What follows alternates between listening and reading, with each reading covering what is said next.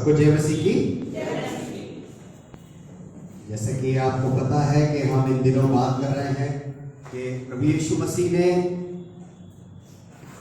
Bible के अंदर दृष्टांतों में बातें करी है। और पिछले दिनों हम बात कर रहे थे एक दृष्टांत की या एक ऐसी चीज की जिसको दृष्टांत के रूप में प्रभु यीशु मसीह ने बताया है। उसका अर्थ हमने सीखा, उसके विषय में जाना कि किस तरीके से कोई चीज अगर एक दृष्टांत के रूप में बताई गई है, किसी चीज की संज्ञा में बताई गई है या पैराबल के तरीके से बताई गई है, तो उसका अर्थ क्या होता है। और बाइबल में सिर्फ एक चीज नहीं लेकिन बहुत सी ऐसी चीजें हैं जो दृष्टांत के रूप में बताई गई है। और इन दिनों में हम उन्हीं चीजों को सीखने की कोशिश करेंगे कि जो चीजें बाइबल में बताई गई हैं उनका अर्थ क्या है सही मायने में। क्योंकि जब हम वचन को पढ़ते हैं, बाइबल को पढ़ते हैं, तो कई चीजें हमें संज्ञा के रूप में मिलती हैं, कई चीजें हमें दृष्टांत के रूप में मिलती हैं जिसका अर्थ हमें जानना बहुत जरूरी होता है। और पिछले दिनों हमने सीखा था ज्योति के विषय में, लाइट के बारे में, उजाले के बारे में। आज हम एक और दूसरी चीज पे गौर करेंगे जिसके बारे में हम जानेंगे कि प्रभु यीशु मसीह ने उसको दृष्टांत के रूप में क्यों कहा और उसका अर्थ क्या है।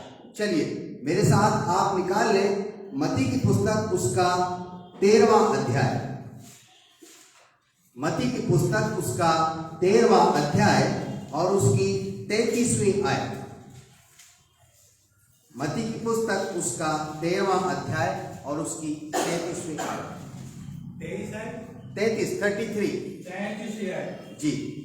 उसने एक और दृष्टांत उन्हें सुनाया। यहाँ प्रभु यीशु मसीह की बात हो रही है और प्रभु यीशु मसीह दृष्टांतों में बात करता था। और यहाँ पर भी स्टार्टिंग जब हम देखते हैं तो वो कहता है कि उसने उन्हें एक और दृष्टांत सुनाया, यानी कि इंग्लिश में इसको पैराबल बोलेंगे, उर्दू में इसे मिसाल बोला गया है। लेकिन हम इस चीज को इस तरीके से समझेंगे कि कोई भी चीज वहां पर एक रूप में बताई गई है, जिस चीज का नाम लिया जाता है वो असल में है क्या। और यहां पर जब शुरुआत होती है तो लिखा हुआ है कि उसने एक और दृष्टांत उन्हें सुनाया। अब आगे पढ़ते हैं कि किस विषय में और क्या बताया जी। स्वर्ग का राज्य खमीर के समान है।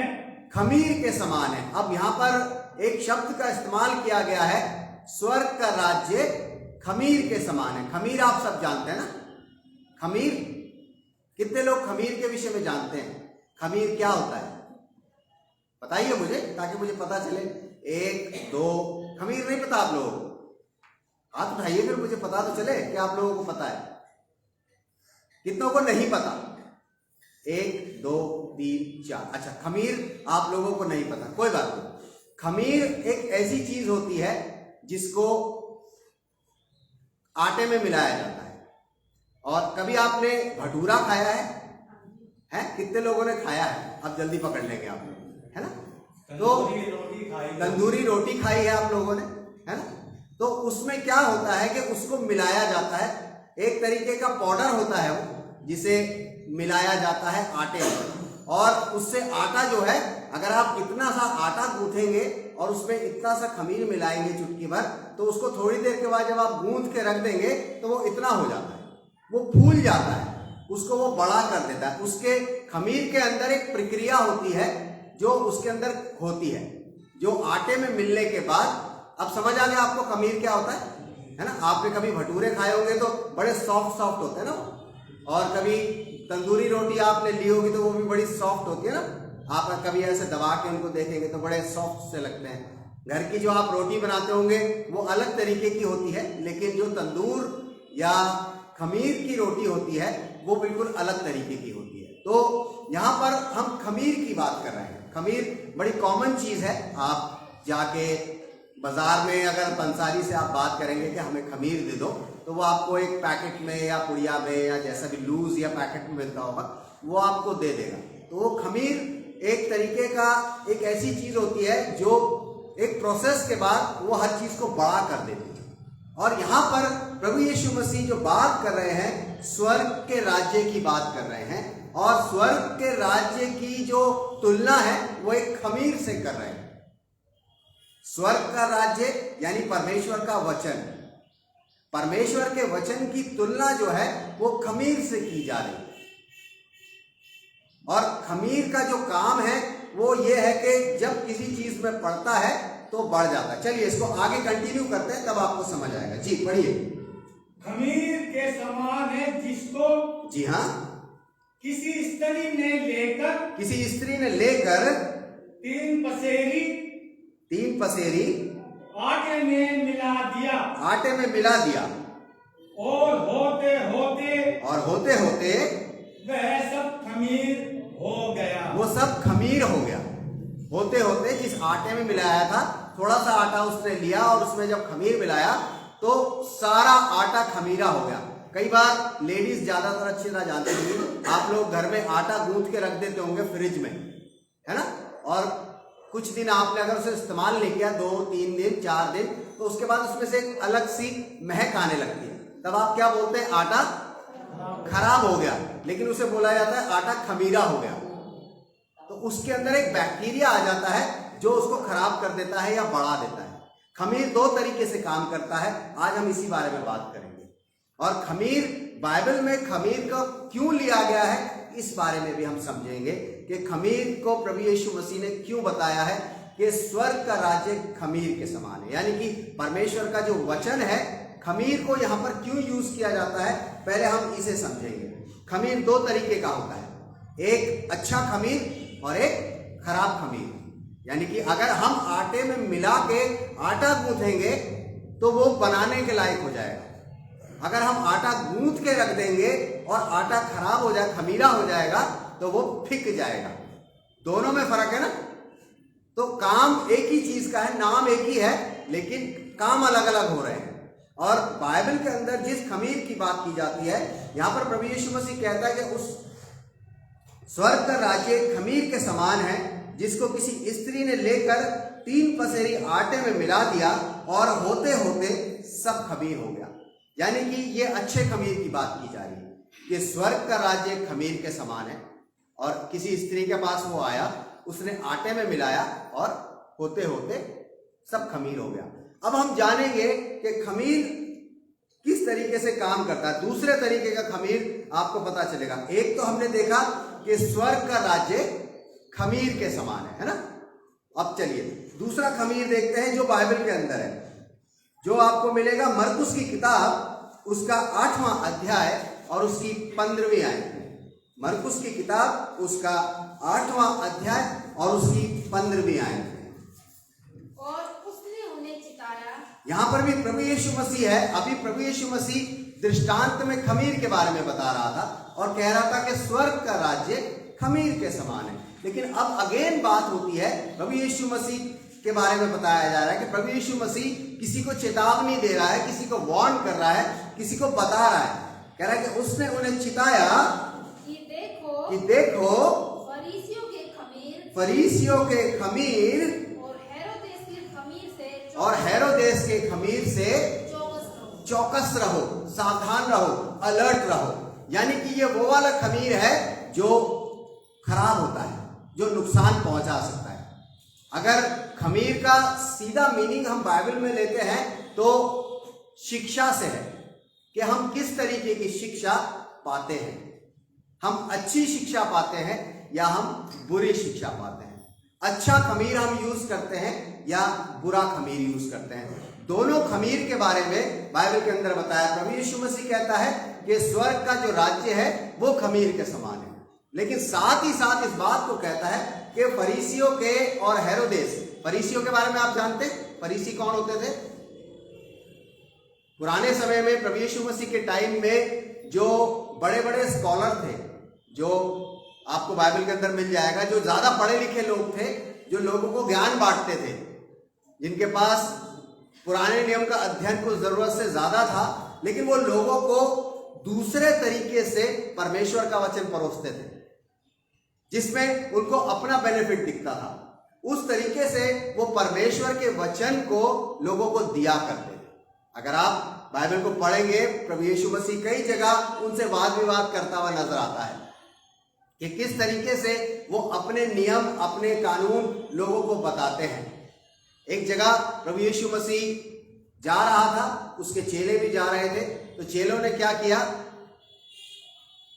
खेत में से गेहूं की बालें तोड़ी और खा लिया। लेकिन ये चीजें जब उन फरीसियों ने देखी, उन लोगों ने देखी जो बड़े ओहदे के थे, तो उन्होंने प्रभु यीशु मसीह को टोका कि तेरे जो चेले हैं वो सबत के दिन, यानी कि आज संडे है, इस तरीके से सबत का दिन उस टाइम होता था जिस दिन चर्च लगता था, कि उस दिन कुछ खाना नहीं है, कि तेरे चेलों ने तो रास्ते में से चलते हुए ये खा ली। ये गलत है। कुछ ऐसी चीजें बताते थे, कहते थे कि तेरे चेले तो बिना हाथ धोए खाना खाते हैं, ये गलत है। कुछ नियम बनाते थे वो इस तरीके के जो बिब्लिकल नहीं थे, जो बाइबल से रिलेटेड नहीं थे, लेकिन अपनी चीजें लोगों को सिखाने की कोशिश करते थे, अपनी शिक्षा लोगों में डालने की कोशिश करते थे। और प्रभु यीशु मसीह अपनी शिक्षा यानी कि अपना खमीर लोगों को देने की कोशिश करता था। परमेश्वर का वचन वो लोगों तक पहुंचाने की कोशिश करता था। हम इस चीज को समझ सकते हैं, शिक्षा जो लोगों को परिवर्तित करती है। खमीर का अर्थ, खमीर का जो अर्थ है वो इस तरीके से ले सकते हैं, शिक्षा जो लोगों को परिवर्तित करती है, यानी कि लोगों के अंदर बदलाव लाती है। अच्छी शिक्षा और बुरी शिक्षा दोनों तरीके की होती है। आपके जीवन में बहुत से लोग ऐसे होंगे जो आपको अच्छी शिक्षा देते होंगे, लेकिन बहुत से लोग ऐसे भी होते होंगे जो शिक्षा देते हैं आपको, लेकिन अंदर ही अंदर कुछ और बात चलती है। वो इस तरीके की शिक्षा आपको देंगे जो आपके लिए नुकसानदायक हो सकती है वो भी शिक्षा है, वो भी टीचिंग, लेकिन कितनी एप्रोप्रिएट है, कितनी जरूरतमंद है, कितनी अच्छी है, ये सोचना बहुत जरूरी है। शिक्षा हर तरीके की है। एक जब बच्चा छोटा होता है तो वो अपने घर से ही शिक्षा पाना शुरू कर देता है। एक घर के अंदर माँ बाप झगड़ा करते हैं, एक घर के अंदर माँ बाप गाली गलौज करते हैं, एक दूसरे को खींचातानी करते हैं। बच्चा क्या करता है, वो देखता है और उसे अडॉप्ट करता है, वो शिक्षा उसको मिलती जाती है। अगर पिता गाली देता है तो बच्चा उससे सीखता है। एक घर ऐसा होता है जहां पर माँ बाप प्रेम से रहते हैं, एक दूसरे से इज्जत से बात करते हैं, एक दूसरे को सपोर्ट करते हैं, तो वो शिक्षा भी बच्चा सीखता है। शिक्षा जो जीवन को परिवर्तित करे, उसके विषय में बाइबल में खमीर का जिक्र है। इसलिए दो तरीके के खमीर के बारे में बाइबल हमें बताती है। दो तरीके का खमीर है, एक अच्छा खमीर है और एक बुरा खमीर है। जो अच्छा खमीर है वो जीवन को आगे बढ़ाता है, वो प्रभु यीशु मसीह की शिक्षाएं हैं जो हम बाइबल से सीखते हैं। और एक खमीर वो है जो शैतान का खमीर है, जिसके अंदर बुरी शिक्षाएं हैं, जो लोगों को पीछे कर देती हैं, जो लोगों को आगे नहीं आने देती, जो लोगों के जीवन को खराब करती हैं। प्रभु यीशु मसीह ने जब भी शिक्षाएं दी, बहुत अच्छी अच्छी शिक्षाएं हमें मिलती हैं बाइबल के अंदर, बहुत अच्छी अच्छी बातें प्रभु यीशु मसीह ने बताई। हमेशा प्रभु यीशु मसीह कभी कोई ऐसी बात नहीं कहता था जिसकी वजह से किसी व्यक्ति को ऐसा लगे कि ये चीज ठीक नहीं है, लेकिन वो हमेशा अच्छी शिक्षाएं देता था। एक वर्ष मेरे साथ आप निकाल लें जो आपको मिलती है 2 तीमुथियों उसका 3 अध्याय, 2 तीमुथियुस उसका 3 अध्याय। इसमें हम इस बात को समझेंगे कि परमेश्वर का वचन जो है, कई लोग कहेंगे आप कैसे कह सकते हो कि परमेश्वर का वचन अच्छी शिक्षा है। हम तो नहीं मानते, लेकिन परमेश्वर का वचन इस बात को टैली करता है कि वो शिक्षा अच्छी है। कई लोग इस बात के लिए बहसबाजी भी कर सकते हैं कि आप कैसे कहते हो। 2 तीमुथियुस उसका 3 अध्याय और उसकी 16वीं आयत। हर एक पवित्र शास्त्र, ध्यान से सुनिए कि हर एक पवित्र शास्त्र, कोई अलग सा नहीं, जितना भी हम इसके अंदर पढ़ते हैं, हर एक पवित्र शास्त्र, इसके अंदर जितने भी शब्द आए हैं, जितने भी बातें इसमें आई हैं, जितना भी कुछ इसमें लिखा गया है, उसके बारे में बात कर रहे हैं। क्या लिखा हुआ है कि हर एक पवित्र शास्त्र परमेश्वर की प्रेरणा से रचा गया है। परमेश्वर की प्रेरणा से रचा गया है।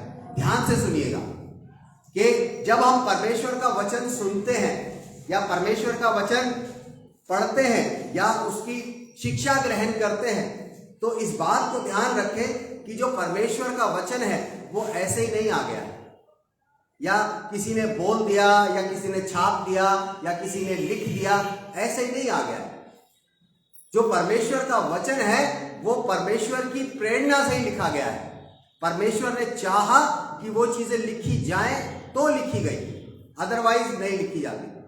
यहां पर क्या लिखा हुआ है कि संपूर्ण पवित्र शास्त्र परमेश्वर की प्रेरणा से रचा गया है और उपदेश और समझाने और सुधारने और धार्मिकता की लाभदायक, धार्मिकता की शिक्षा के लिए लाभदायक है। शिक्षा की तो बात कर रहे हैं हम, उसी शब्द को आप गायब कर रहे हैं बीच में से।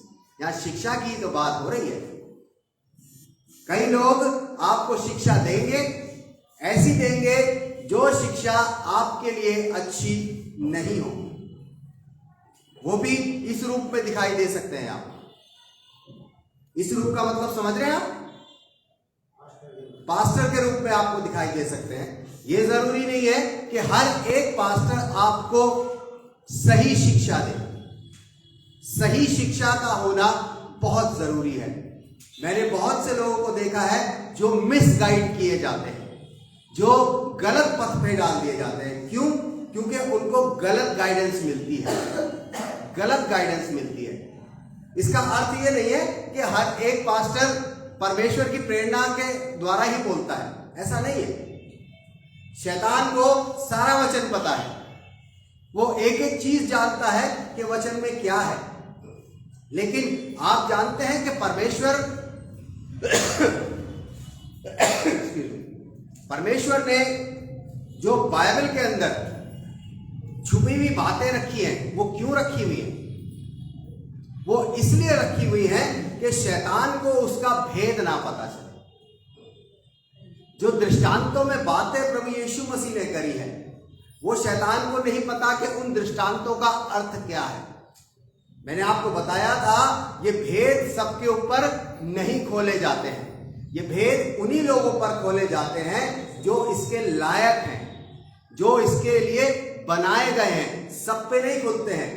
आज तक दृष्टांत इसमें बंद है, आज तक बंद है।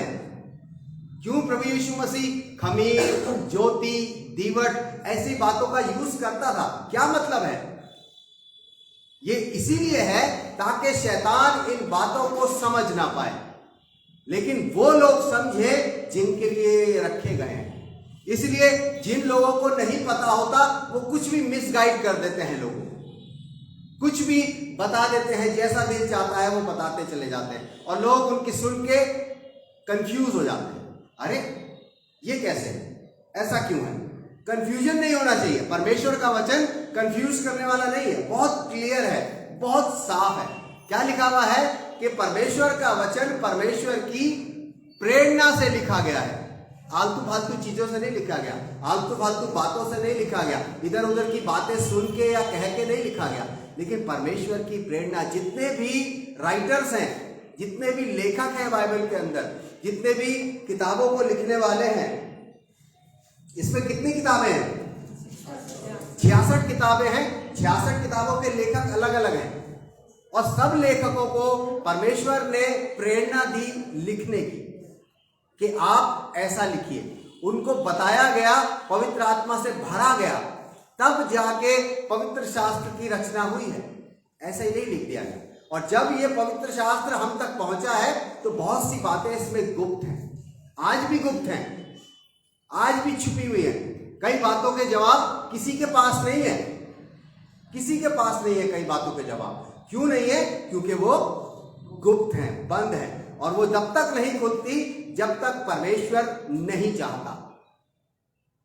इसलिए प्रभु यीशु मसीह भी दृष्टांतों में बात करता था। जो लोग समझते थे उनके लिए थी वो बातें। प्रभु यीशु मसीह के पीछे हजारों की भीड़ चला करती थी, लेकिन सब लोग उन बातों को नहीं समझते। यहां पर भी वो कहता है कि स्वर्ग का राज्य खमीर के समान है। अब आप में से बहुत लोगों को खमीर के बारे में पता ही नहीं है ना? आप में से ज्यादातर लोगों को यही नहीं पता कि खमीर होता क्या है ना? तो आपको ये कैसे पता चलेगा कि स्वर्ग का राज्य खमीर का क्या तालमेल है ना? ये खमीर शब्द यहाँ क्यों आ गया? ये खमीर होता क्या है? चलो स्वर्ग का राज्य तो पता है कि परमेश्वर का राज्य है, लेकिन यहां पर कोई भेद की बात छिपी हुई है। खमीर का अर्थ है शिक्षा। तभी प्रभु यीशु मसीह ने उसको दो जगह टैली किया कि परमेश्वर का राज्य और फरीसियों का खमीर, है ना?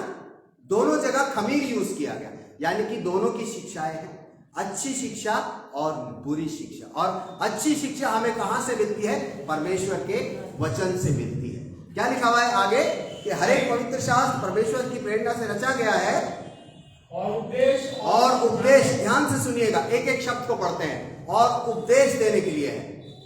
जब कोई उपदेश देता है तो खाली ये नहीं है कि पटर पटर पटर पटर पटर पटर बोलते चले गए, नहीं, वो जो उपदेश है वो यहां से टैली होना चाहिए, एक एक बात मिलनी चाहिए, एक एक बात पता चलनी चाहिए कि क्या उपदेश दिया जा रहा है, किस विषय में बताया जा रहा है, क्यों बताया जा रहा है। अगली बात क्या लिखी हुई है जी? और समझाने। ध्यान से सुनिए, कई लोगों के पास इनकी बातों का जवाब नहीं होता। आप जानते क्यों? वजह क्या है? वजह यह है कि उन्हें पता नहीं है कि इसमें क्या लिखा है, वो सिर्फ रीड करते हैं।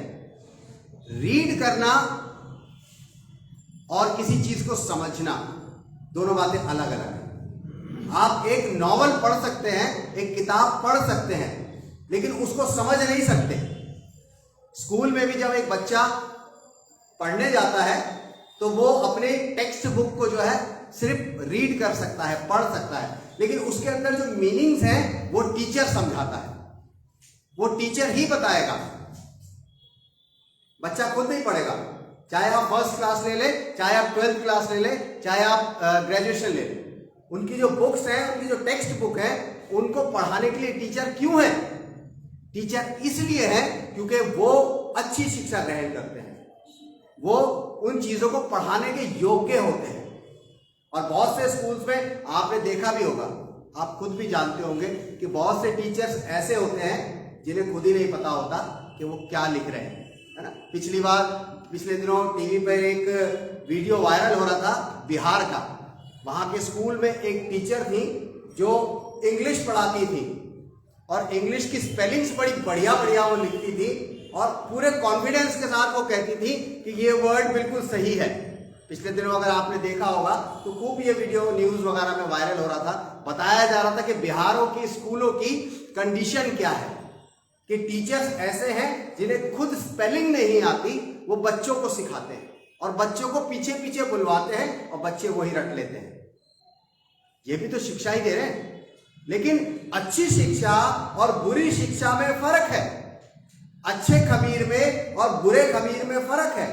यहां पर लिखा है कि एक महिला ने उसको 3 पसेरी आटे में मिलाया और होते होते वो ढेर सारा हो गया। यानी कि एक व्यक्ति को अगर अच्छी शिक्षा दी गई, उसने दूसरे को अच्छी शिक्षा दी, उसने तीसरे को अच्छी शिक्षा दी, उसने चौथे को दी, तो वो अच्छी शिक्षा बढ़ती गई। लेकिन सेम प्रोसेस इसके साथ ऐसे भी होता है कि खराब शिक्षा एक को मिली, उसने उसी खराब शिक्षा को आगे बढ़ाया, फिर उसने आगे बढ़ाया, तो ये खराब शिक्षा बढ़ती चली गई। खमीर का यही काम है, किसी भी चीज में डाल दो वो उसको बढ़ा देता है, उसका काम ये है। कभी आप घर में इस बात को करके देखिएगा, आप पंसारी की दुकान पे जाइएगा, उससे बोलिएगा थोड़ा सा 5 रुपए का या 10 रुपए का आप खमीर लेके आइएगा, और आप अपने थोड़े से आटे के अंदर से मिला के गूंथ के रख दीजिएगा, थोड़ी देर ढक के रख दीजिएगा कपड़े से। उसके बाद आपको दिखाई देगा कि जब 10 मिनट या 15 मिनट या 20 मिनट के बाद जब आप कपड़ा हटाएंगे तो जो चीज इतनी सी थी वो इतनी हो जाएगी। आप करके देखिएगा, ये खमीर का एक प्रोसेस है जो वो करता है। शिक्षा का भी यही है कि जितनी अच्छी शिक्षा होगी वो भी फैलेगी और बुरी शिक्षा भी फैलती चली जाएगी। लेकिन ये हम पे डिपेंड करता है कि हम कौन सी शिक्षा लेते हैं। यहां पर कहता है कि उपदेश और समझाने, परमेश्वर का वचन इसलिए प्रेरणादायक है कि वो समझाया जाता है। अगर आपको कोई परमेश्वर का वचन समझा नहीं पा रहा है तो इसका मतलब उसके पास परमेश्वर की प्रेरणा नहीं है। ये बात आप मेरी जान लीजिए, इस बात को आप जान लीजिए कि अगर आपको कोई परमेश्वर के वचन को डिस्क्राइब नहीं कर पाता तो इसका मतलब उसके पास वो वाला खमीर नहीं है।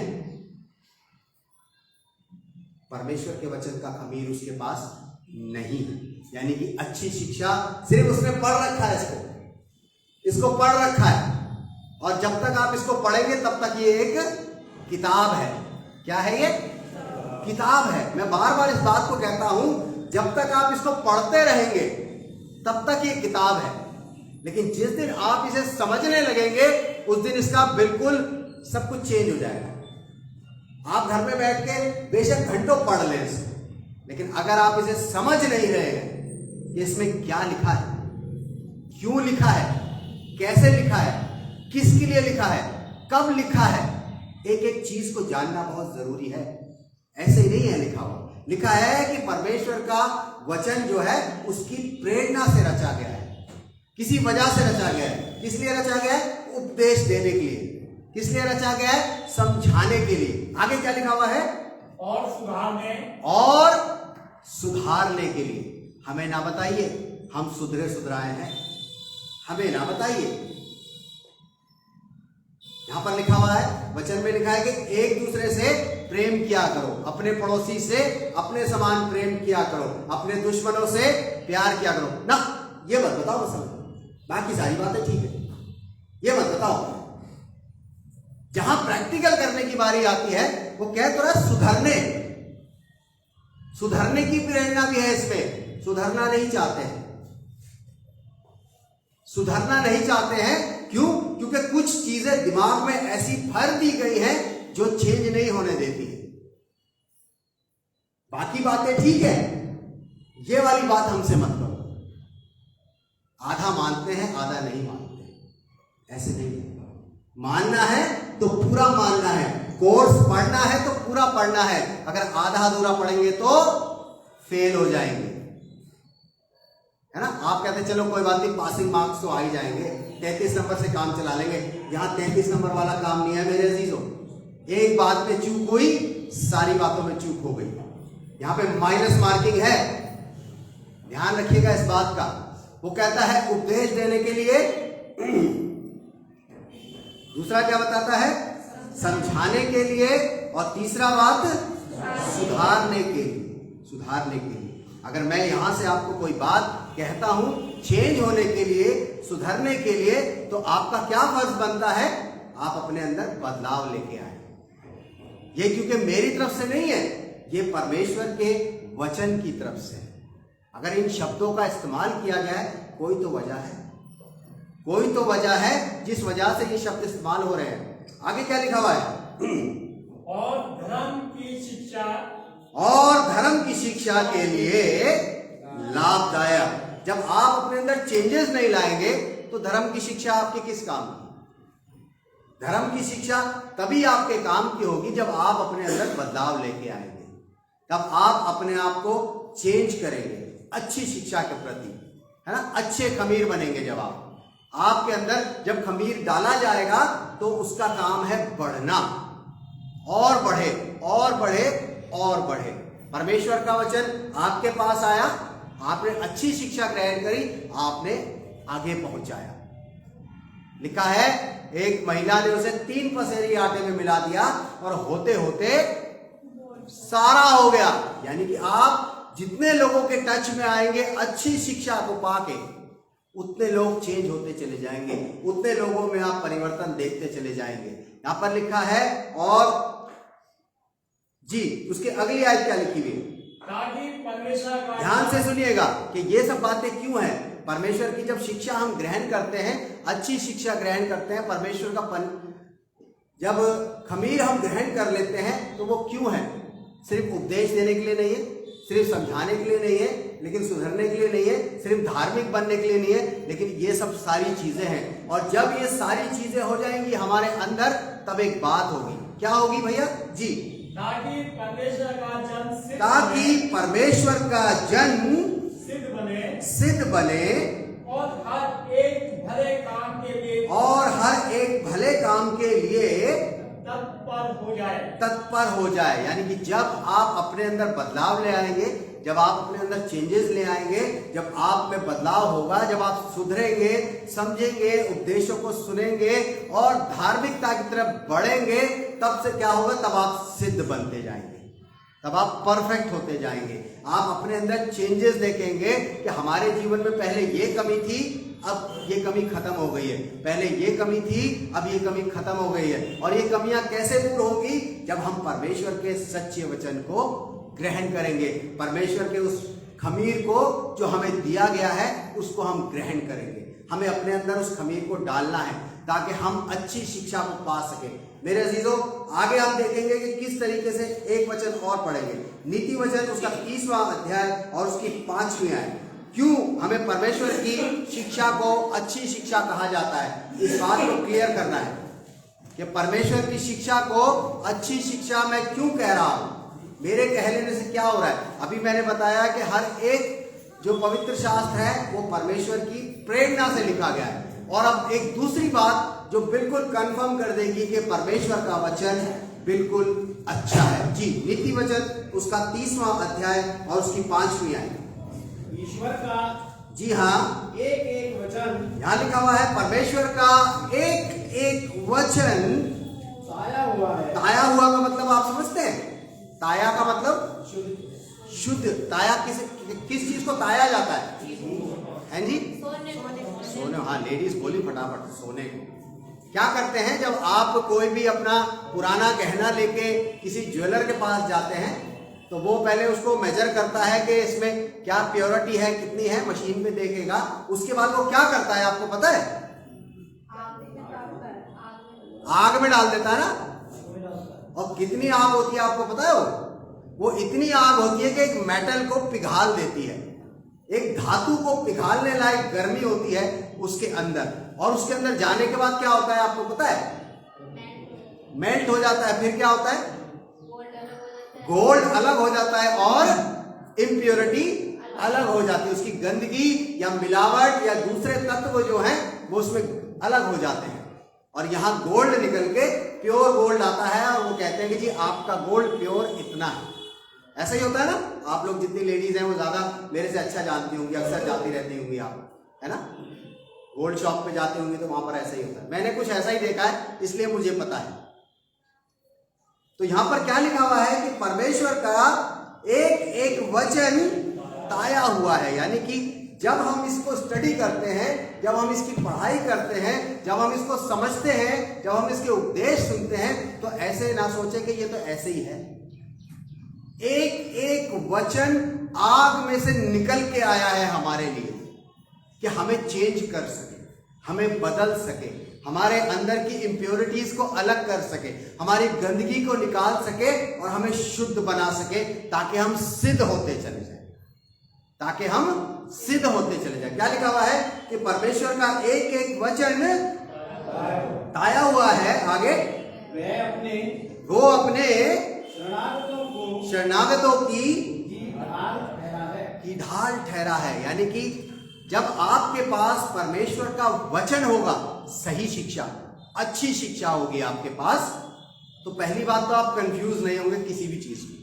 जितनी भी आपकी कंफ्यूजन है वो सारी, कंफ्यूजन का मतलब आप समझते हैं ना, हिंदी में क्या बोलते हैं कंफ्यूजन को जी? उलझन। हाँ, उलझन, राइट। जितनी भी आपकी उलझने हैं किसी भी बात के प्रति, सबसे पहले तो वो खत्म हो जाएंगी। आपकी जितनी भी उलझने हैं वो सब खत्म होती चली जाएंगी। क्यों? क्योंकि आपसे परमेश्वर का वचन बात करता है, आपको बताता है कि किस उलझन में आपने क्या करना है, किस उलझन में आपने क्या करना है, किस परेशानी में आपने क्या करना है, किस तकलीफ में आपने क्या करना है। एक एक बात का जवाब इस वचन के अंदर आपको मिल जाएगा। ये मैं नहीं कह रहा, ये परमेश्वर का वचन खुद कहता है कि परमेश्वर का एक एक वचन ताया हुआ है। इसीलिए ताया है कि वो आपकी प्रॉब्लम को सॉल्व कर सके। जब तक कोई खुद आग में से निकल के नहीं आ जाएगा, वो इस बात की गवाही कैसे दे सकता है कि आग गर्म है या ठंडी है? कोई कह सकता है? पहले जमाने में, पता नहीं आज के टाइम होता है कि नहीं, लोग जो है अंगारों पे चलते थे। अंगारों पे चल के उनके लिए एक खेल होता था कि अंगारों पे चल के इधर से उधर जाते थे। क्या उनके पैर नहीं चलते होंगे? चलते होंगे ना। लेकिन वो जो जलन है उसको सहने की उनके अंदर एक क्षमता आ जाती है धीरे धीरे। गलती से जब कभी हम कुछ गरम पकड़ लेते हैं तो हमारा हाथ जल जाता है, लेकिन जब उसी गरम को हम सोचते और समझते हुए पकड़ते हैं तो हमें उतनी गरम महसूस नहीं होता है। ये छोटी छोटी बातें हैं जो आपके घर में लागू होती हैं, आप करके देखिएगा।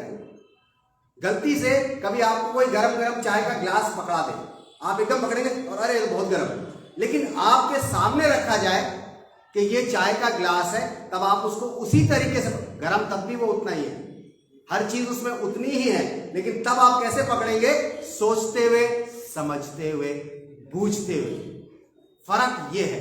परमेश्वर का वचन दूसरे तरीके से भी परोसा जाएगा आपको, लेकिन आप उसको कैसे ले रहे हैं? क्या सही शिक्षा के रूप में ले रहे हैं, या सिर्फ किसी ने बता दिया, आपने जांचा भी नहीं? मैं यहां से जो बताता हूं आपको, आप उसे जांचा कीजिए, आप उसे अपनी लाइफ में प्रैक्टिकल किया कीजिए कि पादरी साहब सही बोल भी रहे थे कि नहीं। वचन उठा के खोल के देखा कीजिए कि वो ऐसा बता रहे थे, ऐसा है भी कि नहीं, या एवं ही चेक किया कीजिए, क्योंकि ये वचन परमेश्वर की प्रेरणा से लिखा गया है। और यहां पर लिखा हुआ है कि एक एक वचन ताया गया है और अपने शरणागतों के लिए ढाल ठहरा है। ये तो बात हुई अच्छी शिक्षा की। चलिए अब चलते हैं दूसरी तरफ, जो बुरा खमीर है। जो खमीर जो है वो बुरा है ना, जो शिक्षा बुरी है। चलिए एक वर्ष मेरे साथ निकालें, लूका उसका 12वां अध्याय और उसकी पहली आयत। अब हम समझेंगे कि बाइबल के अंदर ही पता चल जाएगा कि खराब शिक्षा क्या होती है, कैसे आती है खराब शिक्षा। लूका 12 उसकी पहली आयत। इतने में जी, जब हजारों की भीड़ लग गई, हजारों की भीड़ लग गई, प्रभु यीशु मसीह के आसपास लिखा है हजारों की भीड़ लग गई। जी आगे, यहाँ तक कि एक दूसरे में गिरे पड़ते थे, लोग एक दूसरे पे गिरे पड़ते थे। इतनी भीड़ हो गई है। काय के लिए हुई थी? सुनने के लिए। सुनने के लिए हुई थी कि हमें यहां पर कुछ बात मिलेगी, सुनने के लिए। लेकिन प्रभु यीशु मसीह तभी कुछ बात कहता है यहां पे। जी, तो वह सबसे पहले अपने चेलों से कहने लगा। किससे कहने लगा? भीड़ कितनी थी? क्या लिखा हुआ है यहाँ पे? हजारों की भीड़ लग गई थी, हैं? और प्रभु यीशु मसीह के चेले कितने थे? 12। सबसे बात नहीं कर रहा था, सबसे बात नहीं कर रहा था, सबके ऊपर वो भेद नहीं खोल रहा था। भेद लिमिटेड लोगों पे खुलते हैं। मैं आपको बता दूं, बाइबल के सीक्रेट्स सबको नहीं दिए जाते हैं, लिमिटेड लोगों के लिए सीक्रेट्स हैं। क्योंकि अगर एक अच्छी चीज किसी गलत हाथों में पड़ जाए तो वो उसका क्या करेगा? दुरुपयोग करेगा, है ना। इसीलिए हजारों की भीड़ थी, इस चीज को नोटिस कर लीजिएगा, हजारों की भीड़ थी। लेकिन यहां लिखा है कि वो अपने चेलों से कहने लगा। क्या कहने लगा? ध्यान से सुनिए जी, कि फरीसियों के कपट रूपी खमीर से चौकस रहना। कपट क्या है? एक तरीके का खमीर है। कपट, इसको डिस्क्राइब करने की जरूरत तो नहीं है मुझे। करूं डिस्क्राइब? कपट किसे बोलते हैं? जानते हैं ना कपट किसे बोलते हैं? और कपट होता कहां है? कपट कहां होता है? जेब में। कहां लेके चलते हैं लोग कपट? अपने अंदर कपट भरा होता है, ऊपर नहीं दिखता किसी को, ऊपर से नहीं दिखता। और यहां पर प्रभु यीशु मसीह कहता है कि फरीसियों के कपट रूपी खमीर से चौकस रहना, अलर्ट रहना, सावधान रहना, कि उनके मन में कपट भरा है। बहुत से आज की डेट में भी ऐसे पास्टर्स मिल जाएंगे, ऐसे शिक्षक मिल जाएंगे जो अंदर से कपट से भरे होंगे। संदेश आपको दे रहे हैं, उपदेश दे रहे हैं, लेकिन लालसा कुछ और है उनके अंदर, उनके मन में कुछ और चल रहा है। शिक्षा अच्छी आप तक नहीं पहुंची। अगर उनका मन साफ नहीं है तो आपको क्या सिखाएंगे, क्या अच्छी शिक्षा वो देंगे? इसलिए प्रभु यीशु मसीह ने किसके लिए बोला? फरीसियों के लिए बोला। ये फरीसी और सदूकी वो लोग थे जो चर्च में अपने आप को ऊपर दर्जे पे रखते थे, जो बड़े बड़े चोगे पहना करते थे, मेरी तरह। मैंने भी पहना हुआ है ना, इसलिए। लेकिन उनके मन में कपट भरा था। क्या लिखा है? उनके कपट से चौकस रहना है। आपको जांचना है कि जब वो शिक्षा दे रहे हैं तो राइट है या रॉन्ग है। आपको यहीं से पढ़ाएंगे, यहीं से पढ़ाएंगे। लेकिन प्रभु यीशु मसीह कहता है सावधान, अलर्ट, चौकस, कि आपको गलत शिक्षा तो नहीं दी जा रही, ये आपको समझना है। एक आयत और निकाले मेरे साथ, पहला कुरिन्थियों उसका 5वां अध्याय और उसकी 6ठी आयत। अब हम जानेंगे कि जो खराब शिक्षा है या खराब खमीर है वो किस, एक मिनट धीरे धीरे कि जो खराब खमीर है या जो बुरा खमीर है वो किस किस रूप में दिखता है। पहला रूप क्या था? पहला रूप क्या था? खराब खमीर की बात कर रहा हूं। पहला क्या था? खराब खमीर क्या था? कपट। नोट करते जाइए आप, आपके काम आएंगी ये बात। पहला खमीर क्या था? कपट रूपी खमीर। अगर आपके अंदर कपट है तो अपने जैसे कई लोग कपटी जमा कर लेंगे आप, जो आपकी जैसी बातें मानेंगे, वो आपकी बातों के पीछे पीछे चलेंगे। अच्छा ये करना है, अरे अरे क्या पता चल रहा है, आओ तो सही, करते हैं, देखते हैं, अरे मजा आएगा। अपने साथ अपने जैसे जोड़ लेंगे, होते होते सारा खमीर हो जाएगा, है ना? होते होते सारा खमीर हो जाएगा। सब लोगों में कपट भरने लगेंगे, कपट भरने लगेंगे, कपटी बन जाएंगे। जी क्या लिखा हुआ है? पहला कुरिन्थियों 5 उसकी 6ठी आयत में, तुम्हारा घमंड करना अच्छा नहीं है। जितने भी लोग घमंड करते हैं जान लीजिए, कितने लोग करते हैं घमंड? चलो अच्छी बात है, यहां कोई नहीं करता। लिखा है कि तुम्हारा घमंड करना अच्छा नहीं। क्यों? क्या तुम नहीं जानते? क्या तुम नहीं जानते कि थोड़ा सा खमीर पूरे गुथे हुए आटे को खमीर कर देता है। अगर आपके अंदर घमंड का खमीर है, नोट कर लीजिए। दूसरा, पहला कौन सा था? कपट का। दूसरा कौन सा है? घमंड का खमीर। ये शिक्षा मिलती है लोग, अरे पकड़ के चलना, अरे वो, अरे छोड़ो उन्हें तो बेकार है, अरे उनसे बात नहीं करना, तुम तो स्टैंडर्ड वाले हो, वो तो बेकार हो। अंदर अपने प्राउड लेके आते हैं, घमंड लेके आते हैं। प्रभु यीशु मसीह ने क्या किया? चुंगी लेने वाला बैठा था, उसको धीरे से बोला कि भाई ऐसा है, उठ खड़ा हो, मेरे साथ चल, आज तेरे घर में खाना खाऊंगा।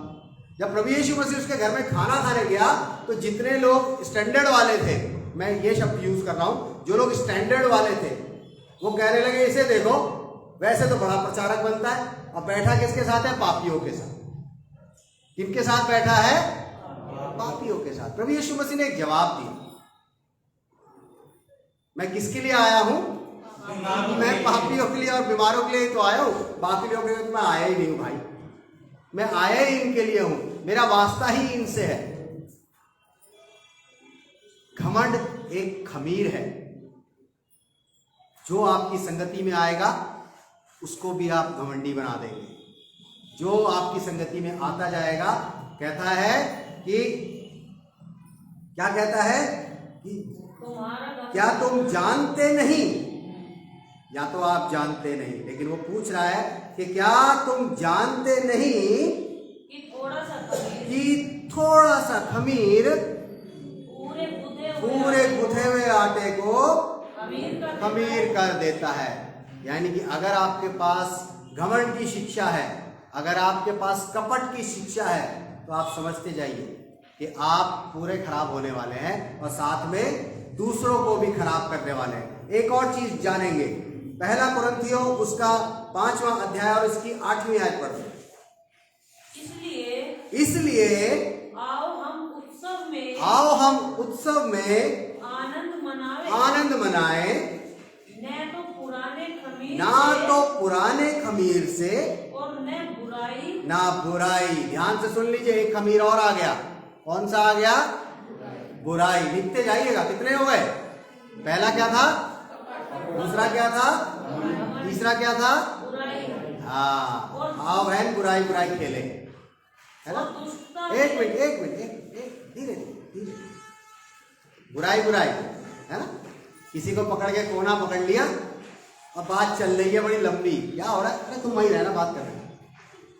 बड़ी लंबी बात चल रही है, तुम्हें पता वो ऐसी, वो ऐसा, वो ऐसे, वो ऐसे, वो ऐसे, वो ऐसे, जितना भरा होता है अंदर सब उंडेल के दूसरे को परोस देते हैं।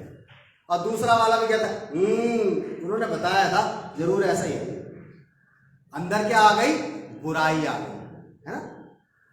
ये प्रैक्टिकल चीजें हैं जो एक इंसान के जीवन में होती हैं और बहुत जल्दी इनका असर होता है। अच्छी शिक्षा का असर उतनी जल्दी नहीं होता जितनी बुरी शिक्षा का होता है। बाइबल में लिखा है कि बुरी संगति अच्छे चरित्र को बिगाड़ देती है। ये नहीं लिखा कि अच्छी संगति बुरे चरित्र को अच्छा कर देती है।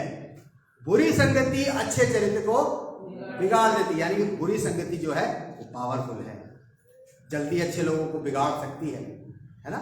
घमंडी बना सकती है, कपटी बना सकती है, बुराई करवा सकती है। आगे और कुछ भी लिखा है, जी पढ़िए बहन।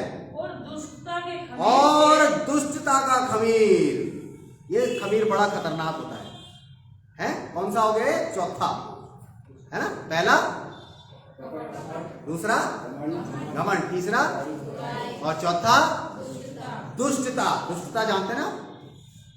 दुष्टता ऊपर दिखाई नहीं देती है। दुष्टता ऊपर दिखाई नहीं देती है। ये वर्ड पता बाइबल में किसके लिए यूज किया गया है? किसके लिए यूज किया गया है? शैतान के लिए यूज किया गया है कि दुष्ट की युक्तियों से सावधान रहो। तो यानी कि जिस व्यक्ति के अंदर दुष्टता भरी है वो शैतान है। ध्यान से सुन लीजिए। और दुष्टता ऊपर से नहीं दिखेगी, दुष्टता अंदर से आती है, दुष्टता अंदर से होगी। वो कहता है दुष्ट की युक्तियों से सावधान रहो। ये खमीर है मेरे अजीजों, जो आज के समय में इंसानों के जीवन में पाए जाते हैं।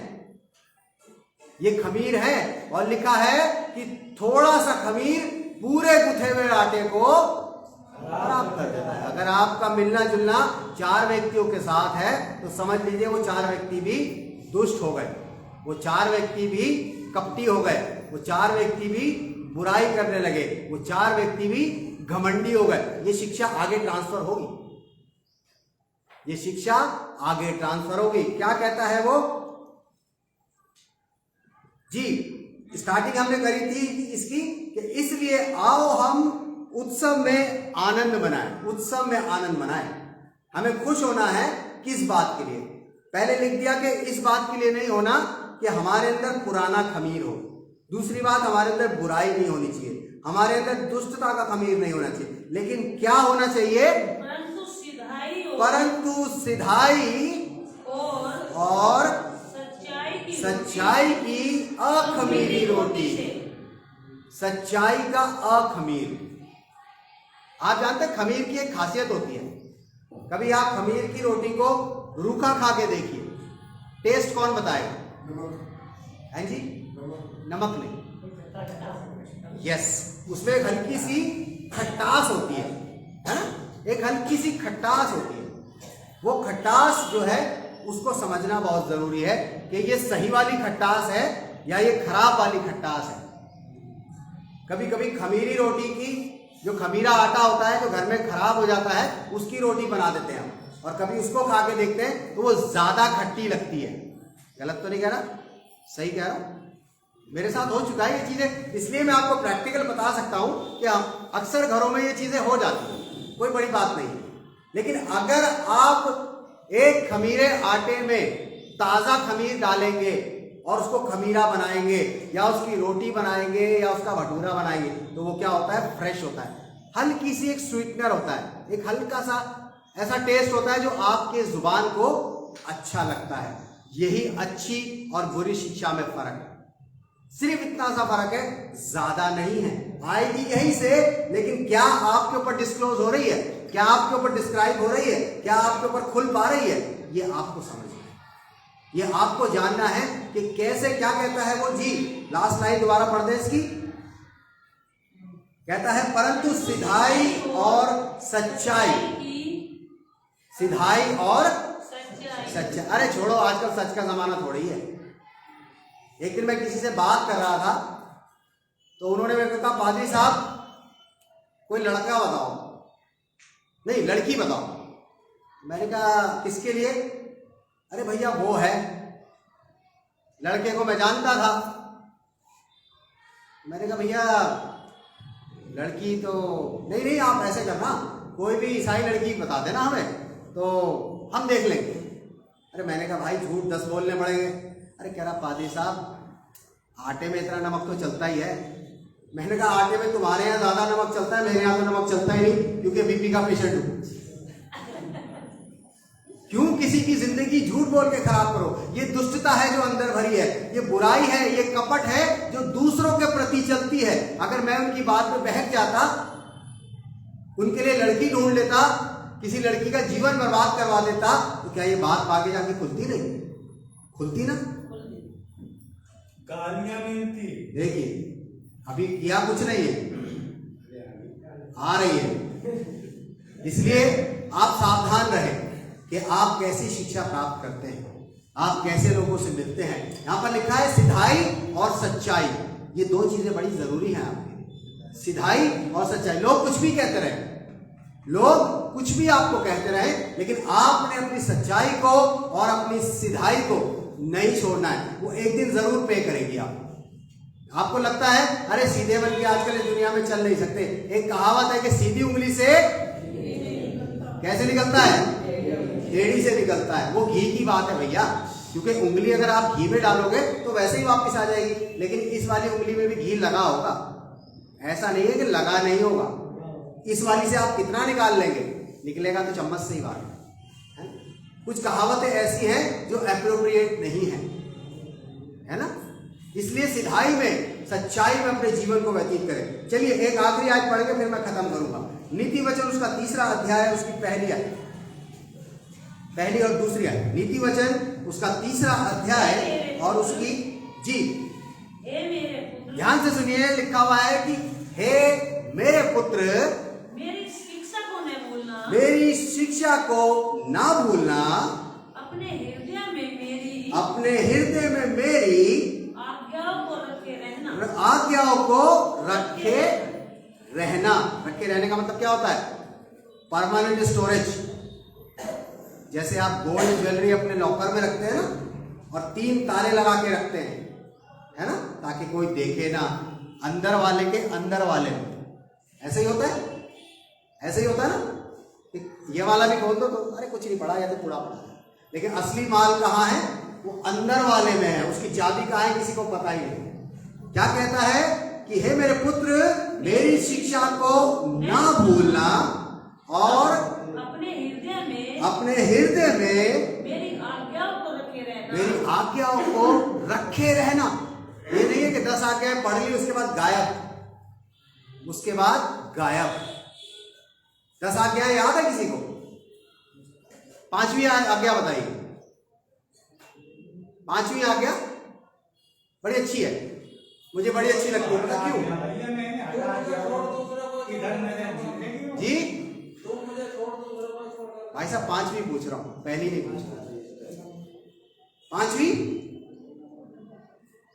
सोर्स, 5वीं आयत है जिसके साथ ब्लेसिंग जुड़ी हुई, आप जानते हैं? देखा, फटाक से याद आई, है ना। 10 आज्ञाओं में से एक ही आज्ञा ऐसी है जिसके साथ ब्लेसिंग्स हैं, बाकी किसी आज्ञा के साथ ब्लेसिंग्स नहीं है। उसमें लिखा है कि तू अपने माता पिता का आदर करना, जिससे कि तू दीर्घायु होगा। यानी कि लॉन्ग लाइफ अगर आप जीना चाहते हैं तो अपने माता पिता का आदर करना शुरू कर दीजिए। अपने माता पिता का आदर करना शुरू कर दीजिए अगर आप नहीं करते हैं। ये एक अच्छी शिक्षा है अगर आप लंबी जिंदगी जीना चाहते हैं। अगर नहीं जीना चाहते तो आप पर डिपेंड करता है, मैं उसको कुछ नहीं कर सकता।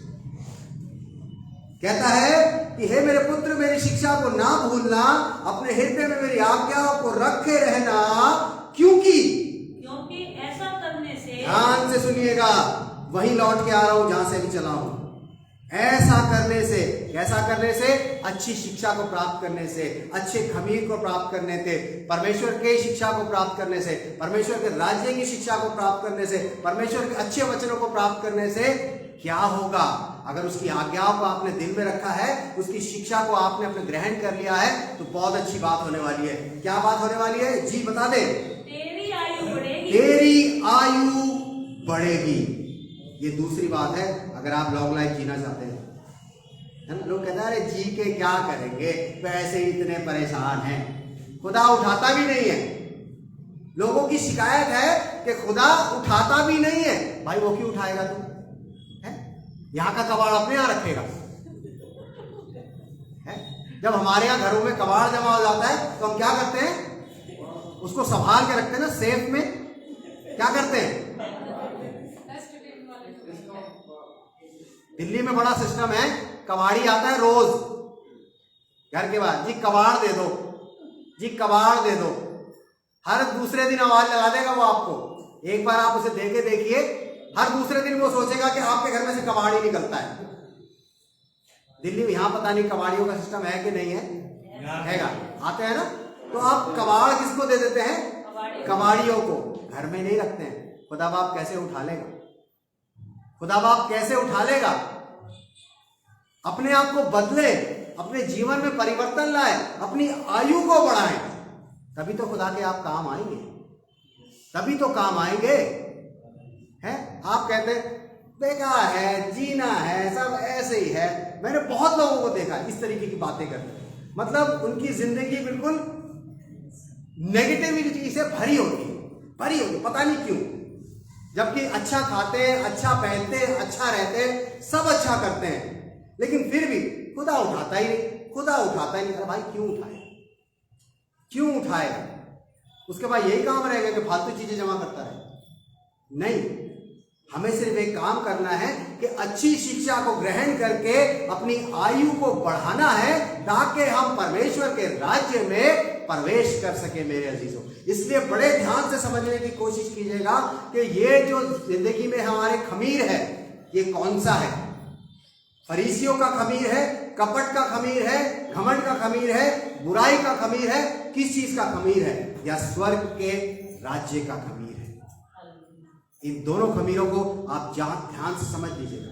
जब आप कहीं भी जाएं, परमेश्वर का वचन सुने, तो आप उसे तौल लें, उसे माप लें, उसे जांच लें कि क्या सचमुच ये परमेश्वर का वचन दिया जा रहा है या फरीसियों का खमीर दिया जा रहा है। फरीसी पढ़े लिखे लोग थे, ऐसी बात नहीं है। फरीसी जो थे वो स्कॉलर थे, पढ़े लिखे थे, ज्ञाता थे, ज्ञान था उनके पास, लेकिन परमेश्वर की प्रेरणा नहीं थी। और परमेश्वर का वचन जो है, परमेश्वर की प्रेरणा से ही शिक्षा देता है, इसीलिए वो लिखा गया है। इसलिए मेरे अजीजों, आज मैं सिर्फ आपको ये बताना चाहता हूं कि जब भी आप परमेश्वर के वचन का अध्ययन करें, उसकी शिक्षा को ग्रहण करें, तो इस बात को समझ लें कि वो शिक्षा आपके जीवन में हमेशा आगे आएगी, वो आपको और अच्छा बनाती चली जाएगी, उस खमीर को और बढ़ाती चली जाएगी, लोगों में और अच्छे काम होते चले जाएंगे। आइए हम प्रार्थना करेंगे, अपनी आंखों को बंद करें। मैं बहन सलोमी से रिक्वेस्ट करूंगा प्रार्थना करें। धन्यवाद करते सुनो के अच्छे सत्य और अच्छे प्रभु जी, आप हमारे धन्यवाद करते प्रभु। ये वचन हमारे जीवन में 100 गुना फल ले देने वाला हो सके। आप प्रभु जी, आप कहते हैं यदि दीर्घायु कृपा और सच्चाई तेरे जीवन से अलग ना हो पाए। धन्यवाद करते हैं कलाम के लिए जो आपने हम सबके बीच में रखा प्रभु जी, हमारे हृदय में प्रभु से बोए और फलाए और फलवंत करे। धन्यवाद। आगे के